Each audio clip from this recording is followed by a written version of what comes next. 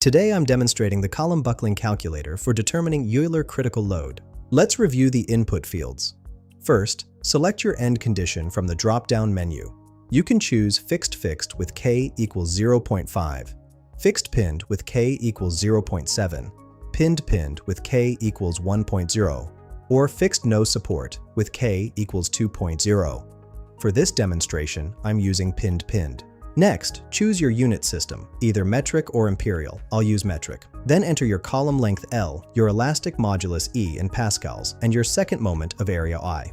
For our example, I'll input 10 for column length, 10 for elastic modulus, and 10 for second moment of area.